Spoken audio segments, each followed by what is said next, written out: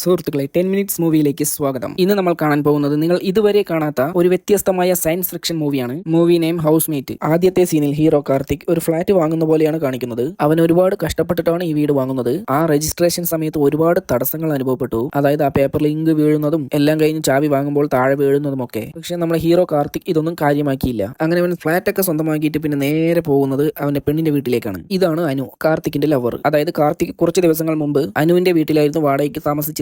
അങ്ങനെയായിരുന്നു ഇവർ തമ്മിൽ കണ്ട് ഇഷ്ടപ്പെട്ടത്. എന്നിട്ട് അത് അവളുടെ അച്ഛൻ അറിഞ്ഞ് ഇവനോട് പറയുന്നു, സ്വന്തമായിട്ട് ഒരു വീട് പോലും ഇല്ലാത്ത നിനക്ക് എന്റെ പെണ്ണിനെ കെട്ടിച്ചു തരില്ല എന്ന് പറഞ്ഞ് അവിടെ നിന്നും പറഞ്ഞയക്കുന്നു. അവിടെ നിന്ന് ഇറങ്ങി അവന് എങ്ങനെയെങ്കിലും ഒരു വീട് വാങ്ങണമെന്നായിരുന്നു ലക്ഷ്യം. അങ്ങനെയാണ് ഇവൻ ഈ ഫ്ലാറ്റ് വാങ്ങിയത്. അതിനുശേഷം അവൻ വീണ്ടും അവളുടെ അച്ഛനെ കാണാൻ പോയി. പക്ഷെ അപ്പോഴും പുള്ളിക്കാരൻ സമ്മതിച്ചില്ലായിരുന്നു. അത് നിങ്ങളാണോ തീരുമാനിക്കുന്നത്, അനു വന്ന് പറയട്ടെ എന്ന് കാർത്തിക്കിന്റെ ഫ്രണ്ട് പറയുന്നു. അനു പറയുന്നു, ഞാൻ എന്റെ അച്ഛനെ എതിർത്തിട്ട് ഒന്നും ചെയ്യില്ല എന്ന്. ഇത് കേട്ടതും കാർത്തിക് അങ്ങനെ ഉടഞ്ഞുപോയി. പിറ്റേ ദിവസം രാവിലെ ഇവൾ കല്യാണ കോലത്തോടെയായിരുന്നു അവന്റെ മുന്നിൽ വന്നിരുന്നത്. ഇന്നലെ എന്തിനാ അങ്ങനെ പറഞ്ഞതെന്ന് ചോദിച്ചപ്പോൾ, ഇന്നലെ ഞാൻ സമ്മതിച്ചതാണെങ്കിൽ നീയും അച്ഛനും തമ്മിൽ വഴക്കുണ്ടായിരിക്കും, അത് വേണ്ടാന്ന് വെച്ചിട്ടാണ് ഞാൻ അങ്ങനെ പറഞ്ഞത്. അങ്ങനെ അവർ രജിസ്റ്റർ മാരേജ് ഒക്കെ ചെയ്ത് ആ ഫ്ലാറ്റിലേക്ക് താമസം വരുന്നു. രാത്രി ഒരു ഇടിമിന്നൽ കറക്റ്റ് ഇവരുടെ ഫ്ലാറ്റിലേക്ക് തന്നെ വന്ന് വീഴുന്നു. ആ ചുമരിൽ എന്തോ ക്രാക്ക് ആയതുപോലെ. പിറ്റേ ദിവസം അനു വീടൊക്കെ വൃത്തിയാക്കിക്കൊണ്ടിരിക്കുമ്പോൾ അലമാറയുടെ പിന്നിൽ എന്തോ ഒന്ന് കണ്ട് കാർത്തിക്കിനെ വിളിച്ച് പറയുന്നു. കുട്ടികൾ വരച്ചു വെച്ച് എന്തോ ഒരു ഡ്രോയിങ്. പക്ഷെ കാർത്തിക് അതൊന്നും കാര്യമാക്കിയില്ല. അടുത്ത ദിവസം ഇവൾ കുളിക്കുമ്പോൾ TV താനെ ഓൺ ആയിരിക്കുന്നു. ഇവൾ വന്ന് ഓഫാക്കിയതിനു ശേഷം വീണ്ടും അത് ഓൺ ആവുന്നു. ഇവളാണെങ്കിൽ അതൊക്കെ കണ്ട് പേടിച്ചു. അങ്ങനെ അടുത്ത സീനിൽ ഒരു റൂമിൽ ഒരു പയ്യൻ ഇരിക്കുകയാണ്. അവൻ ഗെയിം കളിച്ചുകൊണ്ടിരിക്കുമ്പോൾ ലൈറ്റും ഫാനും തനിയെ ഓണാവുന്നു. ഇതൊക്കെ കണ്ട് ആ പയ്യൻ പേടിക്കുന്നു. അലമാരിയും തനിയെ തുറക്കുന്നു.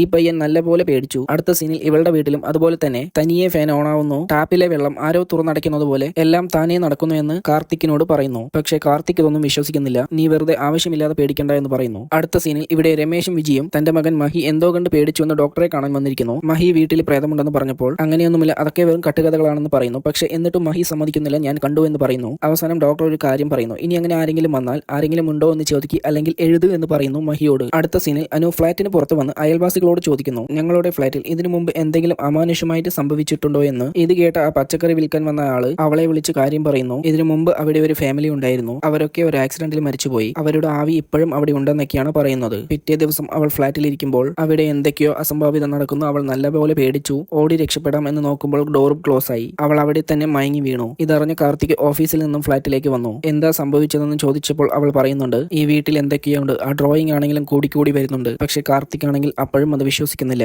ഇനി എനിക്ക് എന്തെങ്കിലും ആവുമ്പോൾ നീ വിശ്വസിക്കുമെന്ന് അവൾ റൂമിൽ പോയി കഥ കടച്ചു. ശേഷം രാത്രി ഇവൻ കസേരയിൽ ഇരിക്കുമ്പോൾ ബാത്റൂമിൽ ആരോ ഫ്ലഷ് അമർത്തുന്ന പോലെ സൗണ്ട്. അവളാണെങ്കിലും അവിടെ ഉറങ്ങുന്നു. ഓട്ടോമാറ്റിക് ആയിട്ട് ഡോറും തുറക്കുന്നു. ഇവൻ ഇതൊക്കെ കണ്ടതും സ്ട്രേഞ്ച് ആയിട്ട് തോന്നി. കാൽപാദങ്ങൾ കാണുന്നു. അത് നേരെ ഒരു റൂമിലേക്ക് പോയിട്ട് ഡോർ അടച്ചു. ഇവരൊരു പൂജാരിയെ കൊണ്ട് ഹോമം നടത്തി. അതിന്റെ റിസൾട്ട് ഇങ്ങനെയായിരുന്നു. അദ്ദേഹം പറയുന്നു, ഇവിടെ ഒരു പ്രശ്നവുമില്ല, ഇവിടെ ഫുള്ള് പോസിറ്റീവ് വൈബാണെന്ന് പറയുന്നു. അതിനുശേഷം അവർ അതും ആലോചിച്ചിരിക്കുകയാണ്. അപ്പോൾ പെട്ടെന്ന് കോളിംഗ് ബെൽ അടിച്ചു. ആരാണെന്ന് നോക്കാൻ പോകുമ്പോൾ വാതിലാണെങ്കിൽ ഓട്ടോമാറ്റിക് ആയിട്ട് തുറന്നിട്ട് അടഞ്ഞു. എന്നിട്ട് ലൈറ്റും ഓണായി. ഇത് കണ്ട് പേടിച്ച കാർത്തിക് അനുവിനോട് റൂമിൽ പോയി ഫോൺ എടുക്കാൻ പറയുന്നു. റൂമിൽ വന്നപ്പോൾ അനുവും പേടിച്ചു. കാരണം ചുമരിൽ എന്തോ എഴുതിയിരിക്കുന്നു. എഴുതിയത് ഇങ്ങനെയാണ്, ഈ വീട്ടിൽ ആരെങ്കിലും ഉണ്ടോ എന്ന്. അവരും അതിന് റിപ്ലൈ എഴുതി യെസ് എന്ന്. ഇപ്പുറത്ത് മഹി എന്ന പയ്യൻ അവന്റെ പേരൻസിനെ വിളിച്ചിട്ട്, ഞാൻ ഇവിടെ പ്രേതമുണ്ടെന്ന് പറഞ്ഞില്ലേ, അത് റിപ്ലൈ തന്നിരിക്കുന്നു എന്നൊക്കെ പറയുന്നു. മഹിയുടെ പേരൻസ് വന്ന് നോക്കുമ്പോൾ ചുമരിൽ എന്തോ തന്നെ എഴുതുന്നത് കണ്ട് അവരും പേടിച്ചു. അങ്ങനെ പരസ്പരം രണ്ട് ഫാമിലിയും ഇവരവരെയും അവർ ഇവരെയും പ്രേതമാണെന്നോർത്ത് ചുമര് വഴി സംസാരിക്കുന്നു. രമേശന്റെ വീട്ടിൽ ഫാൻ ഇട്ടപ്പോൾ ഇവരുടെ വീട്ടിലും ഫാൻ കറങ്ങി. അപ്പോൾ അവിടെ എന്ത് ചെയ്താലും ഇവിടെയും പ്രതിഫലിക്കുമെന്ന് അവർക്ക് പരസ്പരം മനസ്സിലായി. അങ്ങനെയായിരുന്നു ഇവർ രണ്ടുപേരും ഇത്രയും ദിവസം പേടിച്ചിരുന്നത്. ഒടുവിൽ കാർത്തിക് നിങ്ങൾ എവിടെയാണ് താമസമെന്ന് ചോദിച്ചപ്പോൾ രമേശിന്റെ മറുപടി ഇങ്ങനെയായിരുന്നു, സെയിം സ്ഥലം, സെയിം F1 ഫ്ലാറ്റ്, അതേ ഫ്ലാറ്റിലാണ് ഞങ്ങളും താമസമെന്ന് പറഞ്ഞ് ഒരേ വഴക്കായിരുന്നു. ഒടുവിൽ നമുക്ക് ഇപ്പൊ തന്നെ കാണാമെന്ന് പറഞ്ഞ് ഫ്ലാറ്റിന് പുറത്തുള്ള പാർക്കിലേക്ക് വരാൻ പറഞ്ഞു. അങ്ങനെ രണ്ട് ടീമും പുറത്തു വന്നു. പക്ഷെ അവർക്ക് പരസ്പരം കാണാൻ കഴിഞ്ഞില്ല. രമേശ് പറയുന്നുണ്ട് ഇവിടെ നല്ല മഴയായിരുന്നു എന്ന്. പക്ഷെ കാർത്തിക്കിന് അവിടെ മഴയൊന്നും ഉണ്ടായിരുന്നില്ല. അവര് ഡേറ്റും തീയതിയും ഒക്കെ ചോദിച്ചു. ഒക്ടോബർ 13 ആയിരുന്നു. പക്ഷെ അതെല്ലാം സെയിം ആയിരുന്നു. വർഷം ഇവരുടെ 2022 അവരുടെ 2012 ആയിരുന്നു. രമേശ് നിങ്ങൾ എന്തോ കളിപ്പിക്കുകയാണെന്ന് പറഞ്ഞ് രമേശ് വിശ്വസിച്ചില്ല. അപ്പോൾ കാർത്തിക് ഇന്റർനെറ്റ് എടുത്ത് പിറ്റേ ദിവസം എന്തൊക്കെ സംഭവിച്ചു എന്ന് പറഞ്ഞു കൊടുത്തു. അതൊക്കെ സംഭവിച്ചാൽ നിങ്ങൾ വിശ്വസിക്കണമെന്നും പറഞ്ഞു. പിറ്റേ ദിവസം ഈ രമേശും വിജയും സാധാരണ ജോലിക്ക് പോകുന്ന പോലെ പോയി. ഈ പറഞ്ഞതൊക്കെ നടക്കുന്നോ എന്ന് നോട്ട് ചെയ്യുന്നുണ്ട്. രാത്രിയായി. ഇവിടെ കാർത്തിക്കും അനു ഇവർക്ക് വേണ്ടി വെയിറ്റ് ചെയ്യുകയാണ്. അപ്പോൾ കോളിംഗ് ബെൽ അടിക്കുന്നു. കോളിംഗ് ബെൽ അടിക്കുന്നത് ഇവരുടെ സിഗ്നലാണ്. രമേശ് കാർത്തിക്കിനോട് പറയുന്നുണ്ട്, നിങ്ങൾ പറഞ്ഞതുപോലെ എല്ലാം സംഭവിച്ചു. ഇപ്പൊ ഞങ്ങൾ വിശ്വസിക്കാം നിങ്ങൾ 2022 ഉള്ളതെന്ന്. നിങ്ങൾ 2012 ഉള്ളതെന്ന് ഞങ്ങളും വിശ്വസിക്കുന്നുണ്ട്. കാരണം ഇവിടുത്തെ ഒരു പഴയൊരു രജിസ്റ്ററിൽ നിങ്ങളുടെ ഡീറ്റെയിൽസ് ഉണ്ടായിരുന്നു. ഈ പറഞ്ഞ കാര്യങ്ങളെല്ലാം ശരിയായെങ്കിലും എങ്ങനെ നമുക്ക് പരസ്പരം സംസാരിക്കാൻ കഴിയുന്നു എന്നാണ് ഇവരുടെ ഡൗട്ട്. ആ വീട്ടിൽ എന്താണ് സംഭവിക്കുന്നു എന്ന് കണ്ടുപിടിക്കാനായിട്ട് കാർത്തിക് ഇതിനെപ്പറ്റി അറിവുള്ള തന്റെ ഫ്രണ്ടിനോട് ചോദിക്കുന്നു. ഇതെല്ലാം കേട്ടതിനു ശേഷം അദ്ദേഹം പറയുന്നുണ്ട്, ഇവിടെ നടക്കുന്നത് ടെസറാക്ക് എന്നൊരു കാര്യമാണ്. അതായത് ഭൂമിയെ പൊതുവെ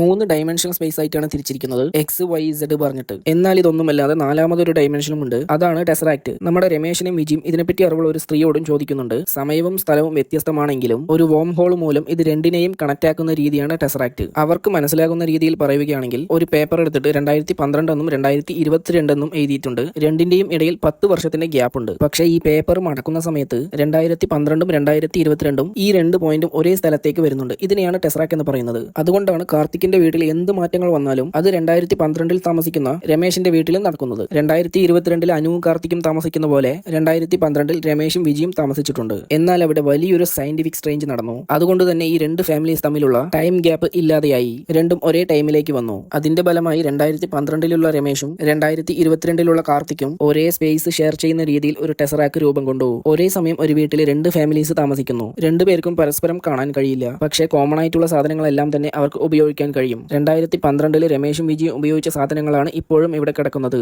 ഇതുകൊണ്ടൊക്കെയാണ് ഒരാൾ അലമാര തുറക്കുമ്പോൾ രണ്ടാമത്തെ ആൾക്ക് അത് തനിയെ തുറക്കുന്ന പോലെ തോന്നുന്നത്. പരസ്പരം ഇവർക്ക് കാണാനോ സംസാരിക്കാനോ കഴിയില്ല. വീടിന്റെ ചുമരിൽ എഴുതിക്കൊണ്ട് മാത്രമേ കമ്മ്യൂണിക്കേറ്റ് ചെയ്യാൻ കഴിയുള്ളൂ. ഒരു ടെസറാക്ട് ആർക്കും ഉണ്ടാക്കാൻ കഴിയില്ല. അത് ഉണ്ടാകണമെങ്കിൽ വളരെ ശക്തിയുള്ള ഒരു നെഗറ്റീവ് എനർജി വേണം. അതായത് ഈ ഇടിമിന്നലൊക്കെ പോലെ വളരെ ശക്തിയുള്ള എനർജി. മൂവിയുടെ തുടക്കത്തിൽ കാർത്തിക്കും അനുവും ഇവിടെ താമസിക്കാൻ വരുമ്പോൾ ഒരു ഇടിമിന്നൽ അടിക്കുകയും ഇവരുടെ വാളിൽ ഒരു പ്രകാശം കടന്ന പോലെ കാണിച്ചിട്ടുണ്ടായിരുന്നു. അതുമൂലമാണ് ഈ ഒരു ടെസറാക്ട് രൂപം കൊണ്ടത്. ഇനി ഇവരുടെ കാര്യത്തിൽ ഒറ്റ തീരുമാനം മാത്രമേ ഉള്ളൂ. ഒന്നില്ലെങ്കിൽ വീട് വിട്ടു പോകണം, അല്ലെങ്കിൽ പരസ്പരം കാണാൻ പറ്റാത്ത ഫാമിലിയുമായിട്ട് ഒരുമിച്ച് ജീവിക്കണം. 2 പേർക്കും ആ വീടിനെ കൺട്രോൾ ചെയ്യാൻ പറ്റും. ഒരാൾ അടച്ച വാതിലും മറ്റൊരാൾക്ക് തുറക്കാൻ കഴിയും. അങ്ങനെ അവർ അഡ്ജസ്റ്റ് ചെയ്ത് മുന്നോട്ട് പോവുകയാണ്. ഒരാൾ ബാത്റൂമിൽ കയറി ലോക്ക് ചെയ്ത് കഴിഞ്ഞാൽ മറ്റൊരാൾക്ക് പോകാൻ കഴിയുന്നില്ല. അങ്ങനെ ഒരുപാട് പ്രശ്നങ്ങൾ നേരിടുന്നു. കാർത്തിക്കും മനു ഉറങ്ങാൻ നേരത്തെ ഇവർ TV ഇടുക. അങ്ങനെ ഉറക്കമില്ലാതെ ഇവൻ കമ്പനിയിൽ പോയി ഉറങ്ങി. അവന്റെ ജോലിയും നഷ്ടപ്പെട്ടു. ദേഷ്യം വന്ന അനു അവരെ നല്ലപോലെ വഴക്ക് പറയുന്നുണ്ട്. നിങ്ങൾ കാരണമാണ് എന്റെ ഭർത്താവിന് ജോലി നഷ്ടപ്പെട്ടത്. പിന്നീട് രമേശ് ആലോചിച്ചിട്ട് വിജിയോട് പറയുന്നു നമ്മൾ ഈ വീട് വിട്ട് പോകാമെന്ന്. പക്ഷേ കഷ്ടപ്പെട്ട് വാങ്ങിയ വീടാണെന്ന് പറഞ്ഞ് വിജി സമ്മതിക്കുന്നില്ല. പിറ്റേ ദിവസം രമേശ് വീട്ടിൽ എന്തോ ഇലക്ട്രിക് വർക്ക് ചെയ്യുകയായിരുന്നു. അപ്പോൾ ആ മെയിൻ സ്വിച്ചിന്റെ ഫ്രണ്ടിൽ എഴുതിയിട്ടുണ്ടായിരുന്നു 11:30 വരെ ഓൺ ചെയ്യേണ്ട എന്നും. ഇതൊന്നും ശ്രദ്ധിക്കാതെ കാർത്തിക് അറിയാതെ ഓണാക്കി. രമേശിനെ ഷോക്കടിച്ച് വീണ് ഹോസ്പിറ്റലിലായി. ഇതറിഞ്ഞ രമേശിന്റെ ഭാര്യ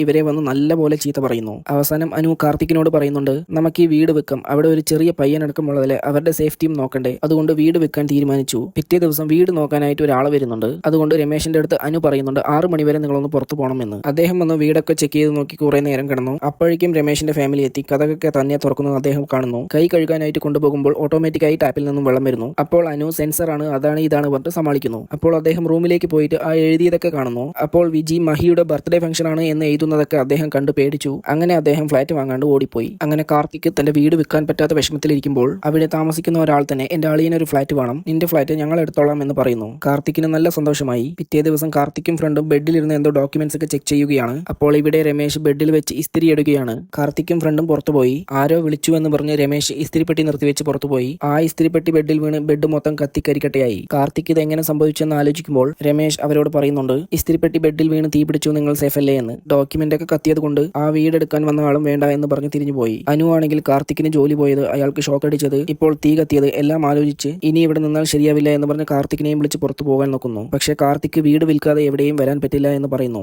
അതിൽ അവർ തമ്മിൽ ചെറിയ വഴക്കായി അവൾ അവളുടെ വീട്ടിലേക്ക് പോകുന്നു. ആ വിഷമത്തോടെ അവൻ രമേശിനോട് പോയി പറയുന്നു അനു എന്നെ വിട്ടിട്ട് പോയി, ഇനി ഇതിലെ നിങ്ങൾ ആഗ്രഹിച്ചത്, ഇനി നിങ്ങൾ സന്തോഷമായിരിക്കുക എന്നൊക്കെ പറയുന്നു. ഇത് കേട്ടതും അവർക്കും നല്ല വിഷമമായി. പിന്നീട് ഒരു ദിവസം ഇവൻ എനിക്ക് മാത്രം എന്തുകൊണ്ട് ഇങ്ങനെ സംഭവിക്കുന്നു എന്ന് പുലമ്പിക്കൊണ്ടിരിക്കുമ്പോൾ അവന്റെ ഫ്രണ്ട് അവനോട് ചോദിക്കുന്നു ആ ഫാമിലി ഇപ്പൊ ജീവനോടെ ഉണ്ടോ എന്ന് ചോദിക്കുന്നു. അവരെ കണ്ടുപിടിച്ചാൽ ഇതിനൊക്കെ ഒരു ഉത്തരം കിട്ടുമെന്ന് പറയുന്നു. അങ്ങനെ കാർത്തിക് അവരെ ഓരോരോ സ്ഥലത്തായിട്ട് അന്വേഷിക്കുന്നു. 2014 ശേഷമാണ് ഇവരെവിടെ പോയെന്ന് ആർക്കും മനസ്സിലാകാത്തത്. ഇവിടെ രമേശിനോടും ആ സ്ത്രീ പറയുന്നുണ്ട് ഇവിടെ കാർത്തികിനെ കണ്ടുപിടിച്ചാൽ ഒരു സൊല്യൂഷൻ കിട്ടുമെന്ന്. രമേശിന് എങ്ങനെയോ 2012 കാർത്തികിന്റെ നമ്പർ കിട്ടി. വിളിച്ച് കാര്യം പറയുന്നു. പക്ഷെ അവനൊന്നും മനസ്സിലാകുന്നില്ല. എന്തായാലും നേരിട്ട് ഫ്ലാറ്റിലേക്ക് വരാൻ പറയുന്നു. അവൻ ശരി വൈകുന്നേരം വരാമെന്ന് പറയുന്നു. ഇവിടെ കാർത്തിക്കും ഫ്രണ്ടും 2022 രമേശിനെ എങ്ങനെയോ കണ്ടുപിടിച്ചു. അദ്ദേഹത്തെ കണ്ട് നടന്ന കാര്യങ്ങളെ പറ്റിയൊക്കെ പറയുന്നു. പക്ഷെ അദ്ദേഹത്തിന് ഒന്നും മനസ്സിലാവുന്നില്ല. അപ്പോൾ കാർത്തിക്കിന്റെ ഫ്രണ്ട് ഇദ്ദേഹത്തിന് വിളിച്ചു. അപ്പോൾ കാർത്തിക് രമേശിനോട് ഭയങ്കര ഹാർഷായിട്ട് ചോദിച്ചിട്ടും അയാൾക്കൊന്നും മനസ്സിലാകുന്നില്ല. അപ്പോഴാണ് കാർത്തിക്കിന്റെ ഫ്രണ്ട് ഫോണിലൂടെ പറയുന്നത് അയാൾ പറയുന്നതെല്ലാം ശരിയാണ്, അയാൾക്കൊന്നും അറിയില്ല. അതായത് ടെസറാക്ട് ഫോം ആയതിൽ ടൈം ലൈൻ ബ്രേക്ക് ആയി 2012 പുതിയതായിട്ട് ഒരു ആൾട്ടർനേറ്റീവ് റിയാലിറ്റി തന്നെ ഫോം ആയിരിക്കുന്നു. ഇവർ രണ്ടുപേരും ഒരേ ആൾക്കാർ തന്നെ. പക്ഷേ ഇത്രയും ദിവസം നീ സംസാരിച്ചു കൊണ്ടിരുന്ന രമേശ് ഇയാളല്ല എന്ന് പറയുന്നു.